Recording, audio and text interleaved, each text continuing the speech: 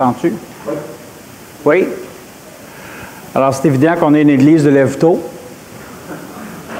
Le culte de 9 heures, c'est le plus populaire. Oui, M. Guillaume.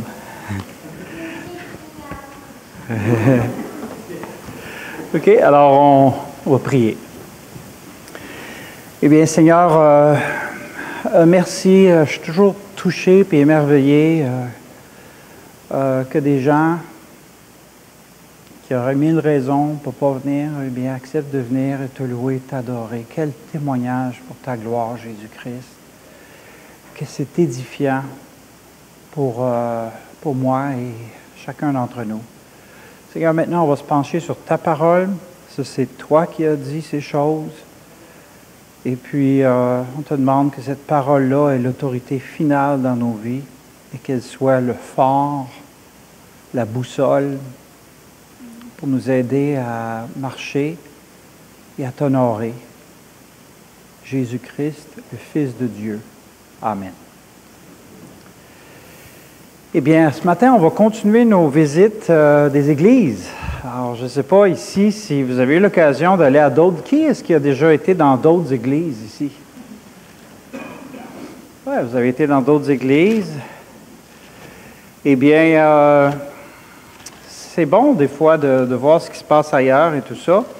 Et on le voit dans le livre de l'Apocalypse. Dans l'Apocalypse 2 et 3, il y a 7 lettres qui ont été écrites à 7 églises différentes, qui étaient tous dans une même région. Alors, si vous voyez derrière moi, là, c'est dans la région de la Turquie. Et à chacune de ces lettres, de ces églises-là, Jésus écrit une lettre. Et ces lettres-là, vous pourriez me dire, ben écoute, ça a été écrit 2000 ans passés, en quoi ça nous concerne? Eh bien, toute la parole de Dieu nous concerne. Ces lettres-là, ce sont des lettres à 7 églises à cette époque-là. Et ces 7 lettres-là sont applicables aux églises aujourd'hui, en 2021. Mais pour vous rendre ça encore plus personnel, ces 7 lettres-là sont applicables à nous individuellement. Qu'est-ce qu'on peut apprendre? Et en les lisant et en les étudiant, on voit qu'est-ce qui est important pour le Seigneur, sur quoi il met l'emphase exactement. Alors, jusqu'à présent, et vous allez voir que si vous étudiez les lettres, vous allez voir le modèle est toujours le même. Jésus s'identifie avec un trait de caractère. Ensuite de ça, il va dire des points positifs. Et oui, il va dire des points négatifs. Ensuite de ça, il va donner une solution pour se réaligner comme Église ou comme individu en ce qui nous a trait. Et ensuite de ça, il va faire des menaces. Et après ça, il va faire une promesse.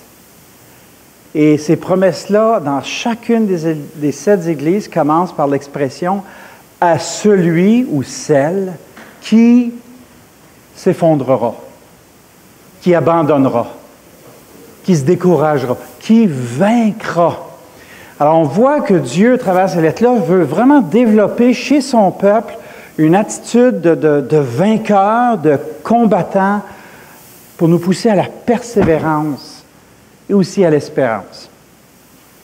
Alors, on en a fait 5. On a visité 5 églises jusqu'à présent.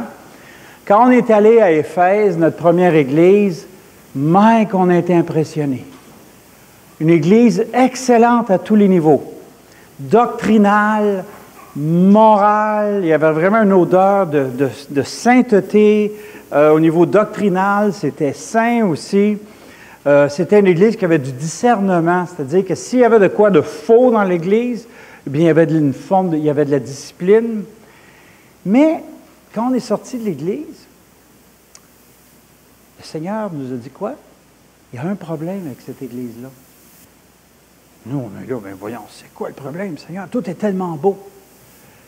Jésus a dit, ce que j'ai contre toi, c'est que tu as abandonné ton premier amour. Alors, ce qu'on apprend, c'est qu'on peut être tout correct à bien des niveaux, mais le cœur, à quelque part, s'est refroidi. Comme un vieux couple ou un jeune couple qui s'est déjà refroidi. Comme une amitié. La même chose. Alors ça, c'est ce qu'on apprend d'Éphèse. Il faut garder notre cœur. La deuxième église qu'on a visitée, c'est Smyrne. Une église qui ne frappe pas l'œil du tout.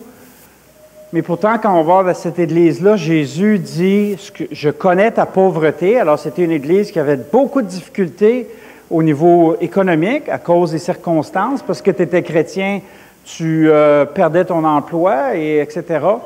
Jésus dit à cette église-là « Je connais ta pauvreté, bien que tu sois riche ». Alors, ce qu'on apprend, c'est que la richesse d'une Église ne va pas avec sa richesse matérielle.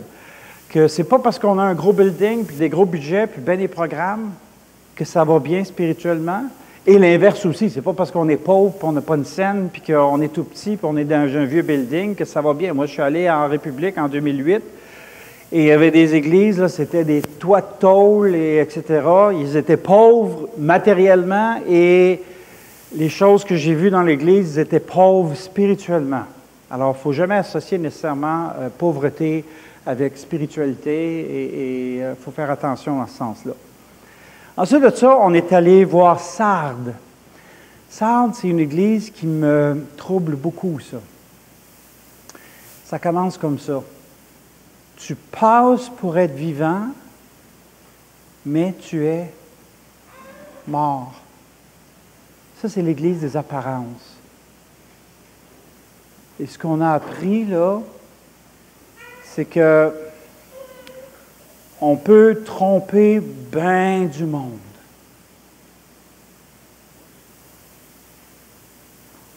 Mais on ne peut pas tromper Dieu. Et après Dieu, ma femme, elle sait qui je suis. Et mes enfants aussi. Mais le premier que je ne peux pas tromper, c'est Dieu. Et on vient d'avoir un exemple extrêmement malheureux maintenant. En 2019, le dirigeant d'un des ministères les plus gros dans le monde au niveau de l'apologétique, qui avait une réputation en apparence fantastique, est décédé en 2019. Et il y a eu des allégations. Après sa mort, tout d'un coup, un paquet de problèmes ont sorti. Et ça s'est avéré que cet homme-là avait une double vie. Corrompu sexuellement, épouvantable. Jamais, jamais, jamais on aurait dit ça de son vivant. Tu passes pour être vivant, mais tu es mort. Alors lui a essayé de cacher ça toute sa vie, mais présentement, c'est au grand jour. Et je ne sais pas où ce qui est, tout indique que c'était un faux. Et c'est épouvantable, ça. Tu passes pour être vivant, mais tu es mort. Alors, vous êtes encore vivant, je suis encore vivant. Alors, au nom du Seigneur, si vous avez une double vie, réalignez-vous. C'est le temps. Ce monsieur-là en question, c'est fini, il est décédé. Il ne peut plus se réaligner, il ne peut plus se repentir présentement. Aujourd'hui, c'est le temps d'être vrai. C'est ce qu'on a appris de Sardes. Ensuite de ça, on est allé à Laodicée. Laodicée, on a appris d'autres choses. Laodicée, ça, c'était le genre de langage dans cette église-là. C'est les gens dans l'église disaient « Je suis riche, je me suis enrichi, je n'ai besoin de rien. » Ça, c'était l'attitude dans cette église-là. Et ce qu'on apprend de Laodicée, c'est que c'était une église, le caractère d'autosuffisance. Alors, quand je vois dans mon cœur ce sentiment-là d'indépendance et d'autosuffisance, je suis en danger. Parce que Jésus dit à cette église-là, tu dis que tu es riche, tu es enrichi, tu n'as besoin de rien, et tu ne sais pas que tu es pauvre, misérable, aveugle et nu. Le sentiment d'autosuffisance m'amène automatiquement à une ignorance de mon état. Ça, c'est encore en termes de couple. C'est typique. Je l'ai vécu avec un de mes amis, ça fait 1 an peut-être. Sa femme est partie, aucune idée que ça n'allait pas dans le couple. Lui, il était autosuffisant, ce gars-là, complètement ignorant de sa situation avec sa femme, puis à un moment donné, elle lève les feutres, et puis lui est là, c'est un choc. Ça, c'est la Odyssée. Ensuite de ça, on est allé à Philadelphie. Alors là, c'était vraiment plaisant parce qu'aucun reproche. C'est le fun, hein? On rentre dans une église, après ça, on est quitté avec le Seigneur, puis on a dit, Seigneur, qu'est-ce que tu penses de Philadelphie? Il dit, ça, là, ça accroche, comme mon Frank, il dirait, mon François, le mari d'Amélie, il habite dans le Nord, puis ils ont des expressions assez particulières. Lui, il dit, ça accroche. Ou il dit, ça sur la King coche. Tu connais ça, Éric? Non? OK. OK. Alors, Philadelphie, ce qu'il leur a dit, Philadelphie, le Seigneur a dit, tu as peu de puissance. Ça ne frappait pas à l'œil, mais tu as gardé ma parole. Et il dit, je viens bientôt. Il n'y avait aucun reproche. Philadelphie et Smyrne, sur les 7 églises, c'est les 2 à qui Jésus ne fait aucun reproche. Maintenant, on va aller à Pergame ce matin. Pergame. Alors ici, vous avez les 7 églises. Pergame, oui. Pergame. Alors, tournez vos Bibles dans Apocalypse 2, les versets 12 à 17. Pergame. Alors, on marche avec le Seigneur Jésus ce matin. Avant de rentrer à l'église, il faut passer par où? Par la ville. Puis, en passant par la ville, on va apprendre beaucoup de choses. Ça, c'est-tu la ville de Pergame, ça, Gilles, ici? OK. Ça, c'est la ville de Pergame. Elle est assez fascinante, cette ville-là. Quand on l'étudie, là, on dit qu'à cette époque-là, là, Pergame, c'était reconnu comme étant la capitale de l'Asie. C'était une ville qui était la plus célèbre d'Asie. On l'appelait même une ville royale. Et si vous regardez la photo ici, c'est assez impressionnant, cette ville-là. Ensuite de ça, ce qui caractérisait Pergame, c'est qu'il y avait une bibliothèque là, de 200 000 livres. C'était la bibliothèque de la place, donc un centre culturel, intellectuel très développé. Et on dit qu'un dénommé Marc-Antoine, qui était le petit ami de Cléopâtre, aurait donné en cadeau la bibliothèque de Pergame de 200 000 livres. Alors Mathieu, Jordan, ça vous donne des idées, si vous voulez faire des cadeaux à vos bien-aimés, une petite bibliothèque, 200 000 livres. Mais Pergame, ce n'est pas juste pour le nombre de volumes, puis la bibliothèque, la librairie qu'il y avait là, c'était un centre d'idolâtrie épouvantable. Là-bas, il y avait des temples en l'honneur d'Athènes, de Esculape. Savez-vous c'est qui ça, Esculape, ou quoi? C'est le dieu serpent de la santé. Et c'est resté aujourd'hui dans la culture. C'est quoi le symbole de la médecine? Serpent autour d'une perche. Bien ça vient de là. Je ne dis pas que la médecine est idolâtre ou occulte, mais il reste que le symbole du serpent autour de la perche, c'était dans la région de Pergame. Esculape. Ils adoraient aussi le dieu Dionyse, le dieu du vin, et Zeus. Mais ce qui caractérisait aussi Pergame, c'est qu'ils avaient un temple là-bas qui était un des premiers temples qui a été créé en l'honneur de l'adoration de l'empereur romain. C'était une ville absolument occulte, idolâtre. C'était épouvantable spirituellement, au point où vous allez voir pourquoi tantôt. Alors, l'Église, maintenant, on a passé par la ville. Ce qu'on voit, c'est des temples partout, l'idolâtrie, plein d'affaires là, sataniques. Et là, on rentre dans l'Église. Alors, ce matin, je vous invite à lire dans Apocalypse 2, verset 12. On rentre dans l'Église avec le Seigneur, on fait un tour, et puis là, après avoir quitté l'Église, on demande au Seigneur, mais qu'est-ce que tu vas dire à l'Église de Pergame? Voici ce qu'il nous dit.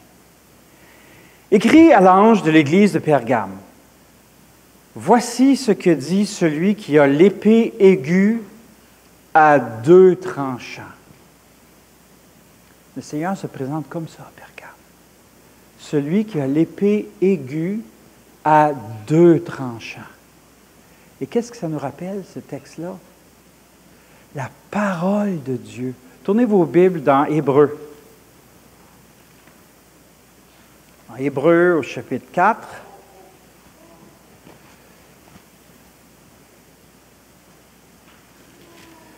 Alors, Hébreux, au chapitre 4, on va lire les versets 12 et 13.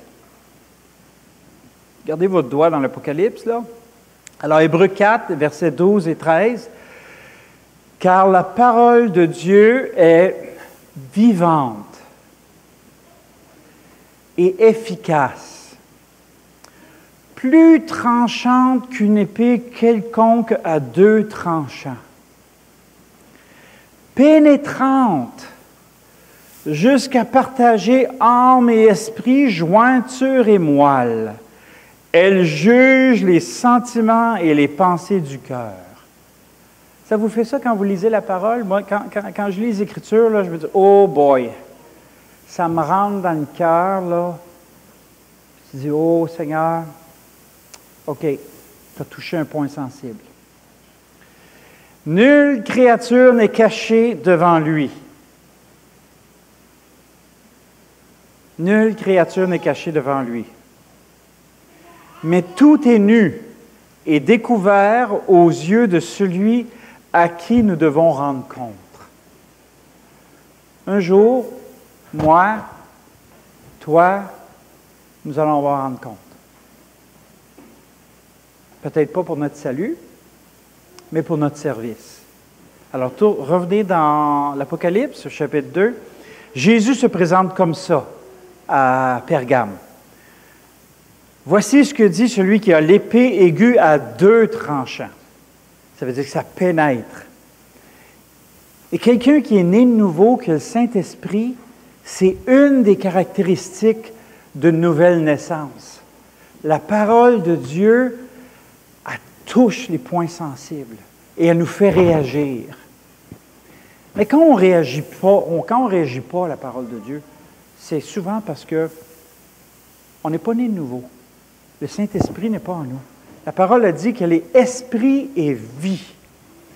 Et ça, c'est une des choses que, des fois, je vais demander aux parents dont les enfants veulent se faire baptiser.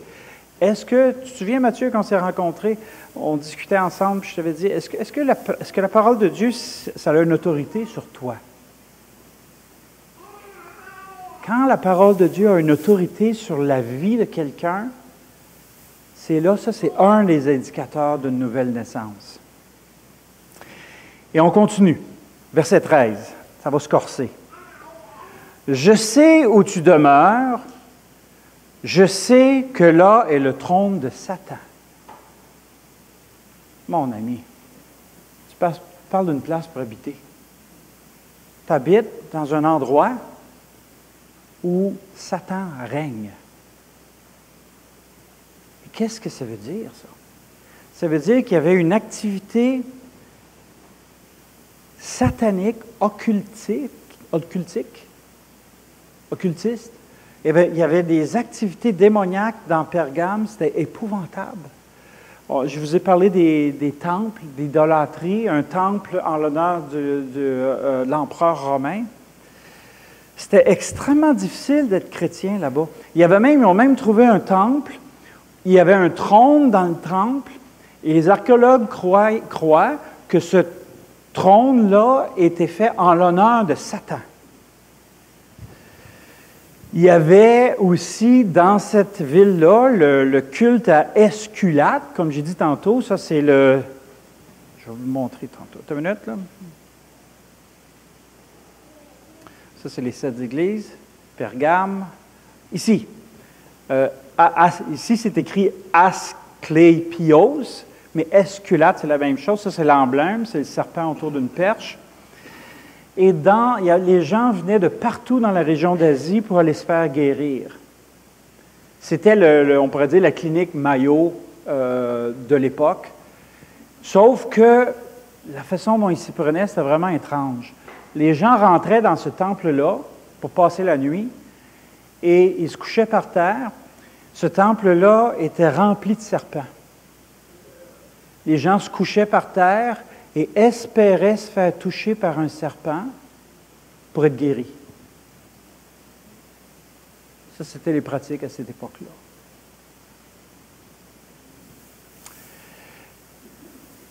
Et la raison pourquoi on dit que c'était là où tu habites le trône de Satan, c'est probablement une des raisons que certains vont dire, c'est parce qu'il y avait le temple en l'honneur de l'empereur romain et on devait rendre un culte à l'empereur romain.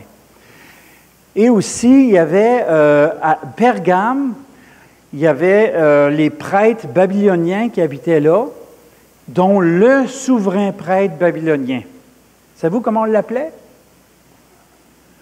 Pontifex Maximus, le souverain pontife. Ça vous rappelle quelqu'un?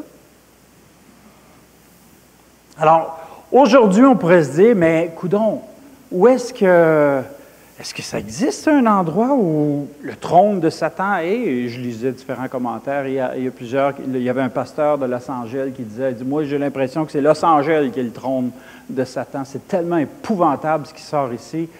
Il y en a d'autres qui ont dit, il y a été une époque, le trône de Satan, c'était en Chine, quand ils se sont tournés vers le communisme, qui est une idéologie complètement diabolique, ou en Russie, ou certains vont dire Las Vegas. Vous savez, c'est quoi le nom de Las Vegas? Sin City, la cité du péché. Alors, on ne peut pas dire qu'on sait exactement, mais ce qu'on sait dans Jean, tournez de vos Bibles dans Jean, 1 Jean 5, et verset 18, nous savons que quiconque est né de Dieu ne pratique pas le péché. Mais celui qui est né de Dieu se garde lui-même et le malin ne le touche pas. Alors, une des caractéristiques d'un chrétien, c'est qu'il ne pratique pas le péché. Ça ne dit pas qu'il ne fait jamais de péché, mais qu'il ne le pratique pas et qu'il se garde lui-même. Et Jean nous donne la promesse que celui qui fait ça, le malin ne le touche pas. Alors, vous n'avez pas à vous inquiéter de possession démoniaque, là. Verset 19, « Nous savons que nous sommes de Dieu et que le monde entier est sous la puissance du malin. » Est-ce qu'il y en a qui ont des doutes de ça? Regardez les nouvelles, étudiez l'histoire, et on voit que le monde entier est sous la puissance du malin. Pour nous, chrétiens, tout ce qui nous est demandé, c'est de résister au diable. C'est tout ce qui nous est demandé. Dans Jacques et dans Pierre, on nous dit ça. Résistez au diable et il s'éloignera loin de vous. Comment on résiste au diable? La même façon que Jésus dans le désert, dans Luc 4 et Matthieu 4. Comment Jésus lui a résisté? Il est écrit. Alors, si à un moment donné, il y a une espèce de pensée étrange qui vous passe par la tête, qui est contraire aux Écritures, vous répondez, non, non, non, c'est pas ça que je veux croire. C'est ce qui est écrit que je veux croire. C'est comme ça, résister au malin. Et d'ailleurs, le diable, il y a été une époque qu'on en parlait toujours. Paulette, tu as connu ça, toi? On en parlait toujours, puis maintenant, on n'en parle plus, puis on n'y croit plus. Alors, il y a comme les extrêmes. Le diable, on ne peut pas en parler toujours, et on ne peut pas jamais en parler. Ça fait partie de la Bible. D'ailleurs, il est dit qu'il y a 19 livres sur les 27 livres du Nouveau Testament qui en parlent. Dans les évangiles, le diable ou Satan est mentionné 29 fois et c'est Jésus qui en parle 25 des 29 fois. Alors, nier l'existence du diable, c'est nier la Bible et c'est nier l'histoire. Alors, on continue notre petite étude dans le verset 13 maintenant. Alors, tournez vos Bibles encore, regardez votre doigt dans l'Apocalypse au chapitre 2, au verset 13. Alors, je sais que là où tu demeures, je sais que là est le trône de Satan, tu retiens mon nom. Ça, c'est positif, ça. Tu n'as pas renié ma foi, même au jour d'Antiphase, mon témoin fidèle, qui a été mis à mort chez vous, là où Satan a sa demeure. En tout cas, c'est toute une ville, ce Pergame. C'est pas évident d'être chrétien là-bas, là. Très, très dur. Alors, il y a des points positifs. Qu'est-ce qu'il dit? Tu retiens mon nom et tu n'as pas renié ma foi. Ça veut dire qu'au niveau doctrinal et au niveau moral, tu n'as pas fait de compromis. Ta vie et tes croyances sont vraiment par la grâce de Dieu et la puissance du Saint-Esprit alignées avec les Écritures. Alors, les chrétiens à Pergame ont rencontré toutes sortes d'oppositions, toutes sortes de défis, mais ils ont maintenu le nom de Jésus-Christ, ils ont maintenu la foi en Jésus-Christ. Et c'est pour ça que ces lettres-là sont écrites. Ça nous stimule dans ce sens-là. Ça ne prenait pas grand-chose pour se faire martyriser là-bas, hein, Pergame? On posait une question. Qui est Seigneur? Tout ce que tu avais à dire, César. Les chrétiens disaient qui? Non, c'est Jésus-Christ. Très bien. Tu viens de gagner un barbecue gratuit, sauf c'est toi qui es au milieu du barbecue. Tu comprends-tu? C'était ça. C'était exactement comme ça dans ce temps-là. Qui est Seigneur? Imagine-toi, mon ami Geislin. Qui est Seigneur? César. Là, tu dis non, c'est Jésus-Christ. Barbecue. En pleine population, en plein milieu. Tu sais, faut rendre grâce pour ces Écritures-là. Ça nous parle de nos frères dans le passé qui ont été fidèles malgré tellement d'opposition. Et quand je lisais ça ici, le texte, mon témoin fidèle. C'est Jésus qui nous enseigne ça. Bon et fidèle serviteur. Et je pensais à vous, puis je me disais, mais c'est mon désir, ça. Je m'imaginais dans la foule, là, puis d'entendre ça, Matthieu. J'entends, Matthieu Van Kimber, bon et fidèle serviteur, viens dans ma présence. Tu as été fidèle en peu de choses, je te donnerai beaucoup. Bon et fidèle. Que l'Église de Castleman, on soit un peu comme des antipasses. Des gens là qui sont fidèles. C'est ce que ça nous enseigne le texte ce matin, la fidélité, malgré les défis.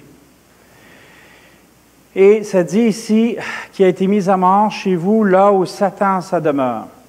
Et je vais terminer avec le mot « mais ». On n'aime pas les « mais », hein? C'est comme, on dit... Pardon? À moins que c'est des mais, M-E-T-S, oui. Les M-A-I-S. C'est comme si tu te fais dire, je t'aime bien, mais. Là, tu dis, oh boy, OK, qu'est-ce qui va être ajouté? Ou ben non, tu as fait une bonne job, mais. Oh boy, OK. Mais vous savez quoi? Qu'est-ce qu'on apprend dans ce texte ici? C'est tout un modèle pour l'éducation des enfants. C'est correct de faire des reproches. On a perdu ça un peu dans notre société. Les parents et le système d'éducation ont accepté le mensonge suivant. La cause de tous nos problèmes, c'est une mauvaise estime de soi. Il ne faut jamais faire de reproches parce que l'estime de soi va être blessée. Mais c'est tout le contraire. L'Écriture nous dit quoi? De renoncer à soi-même. Ça ne veut pas dire de s'insulter puis de s'écraser puis de tout ça. On a besoin. Je parlais à un frère il y a une semaine et puis j'ai été tellement édifié. Il me parlait, puis là, tout d'un coup, il me dit, tu sais, Sylvain, il m'expliquait une situation particulière. Puis il dit, Sylvain, il dit, si tu penses que je fais de la médisance, je veux que tu me le dises. Ça m'a complètement paralysé. Je dis, aïe, aïe. Ça veut dire que le gars, la personne en question, elle n'est pas au-dessus des reproches. Et ce n'est pas parce que je suis chrétien, que vous êtes chrétien, que les reproches n'existent plus. Et la situation à Pergame était extrêmement difficile. Et Jésus n'a pas dit, aïe, aïe, aïe, il souffre tellement ici. Oh, je ne dirais pas de reproche, ça va bien trop les décourager. Rappelez-vous de ça, les parents. Quand quelque chose, un comportement est reprochable, il faut le dire. Il y a une façon de le dire, mais il faut le dire. Dans les systèmes scolaires, moi je sais, j'étais là-dedans, tu sais c'est quoi? Il faut être positif, positif, positif. C'était tellement ridicule. S'il respire, il faut lui dire « Bravo, tu respires, c'est fantastique! » En tout cas, tu te souviens, hein? Alors, mais j'ai quelque chose contre toi. Et je me suis posé la question, si le Seigneur écrivait une lettre à Casselman, qu'est-ce qu'il dirait? Si le Seigneur m'écrivait une lettre à moi personnellement, oui, Sylvain, ça, mais j'ai quelque chose contre toi. C'est du temps de notre vivant présentement qu'il faut le demander au Seigneur. Seigneur, si tu as quelque chose à me reprocher, je veux le savoir. Et je rends grâce à Dieu personnellement, moi, pour tous ceux et celles qui m'ont fait des reproches. Je suis vraiment reconnaissant pour ces gens-là. Tous ceux et celles qui m'ont fait des reproches, je suis vraiment reconnaissant. Et soyez reconnaissants aussi pour ceux qui peut-être vous parlent, vous pointent vers quelque chose ou soulignent une parole ou quoi que ce soit. On a cette relation-là, Jacques et moi, où on s'est dit, il faut se dire ce qu'on a à se dire. Je l'ai avec Jacques, je l'ai avec d'autres hommes ici, et merci Seigneur pour ma femme pour ça. Alors là, je vais terminer en disant que cette église-là, à Pergame, était une église qui avait des conditions extrêmement difficiles. Et au Canada, on est dans ce genre de situation-là parce que, personnellement, je suis convaincu qu'il y a beaucoup d'activités diaboliques ici au Canada. Beaucoup. Qu'est-ce qui m'indique ça? C'est l'attitude qu'on a face au fœtus. Quand une société tue les fœtus, tue les enfants, c'est diabolique.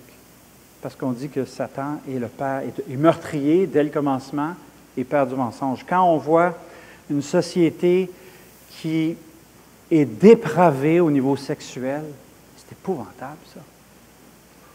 Quand on a une société qui s'intéresse énormément au yoga, qui est une activité occulte, ainsi que la méditation transcendantale, qui a un intérêt pour des religions complètement idolâtres, comme l'hindouisme et le bouddhisme, pour moi, c'est clair qu'il y a des activités diaboliques au Canada. Alors, ce qu'on retient ce matin des 2 versets que j'ai étudiés, c'est « Tu retiens mon nom, tu n'as pas renié ma foi, mon témoin fidèle. » Et la chose aussi qu'on retient, c'est Jésus dit à Pergame, « Je le sais où tu demeures. » Et le Seigneur dit, « Je le sais, Casselman, où ce que tu es. Je le sais ce que tu vis. Je sais ce que tu vis. Toi, le Seigneur, c'est ce que vous dites, mais il connaît votre situation présente. » Et la prochaine fois, on va étudier les « mais ». Il faut étudier les « mais ». D'accord? Prions. Eh bien, Seigneur, on veut te rendre grâce pour cette belle lettre à Pergame qui est riche en enseignements et à laquelle on peut s'associer à cause de ce qu'on vit présentement en 2021. Mais on peut avoir la sécurité, savoir que toi, tu le sais et que tu nous as donné tout pour être fidèle et garder la foi. Et ton désir, c'est de nous dire à chacun ici qu'on était bon et fidèle dans peu de choses. Oh Seigneur, c'est ce que je demande qui caractérise cette Église-là. Au nom de ton Fils Jésus-Christ. Amen.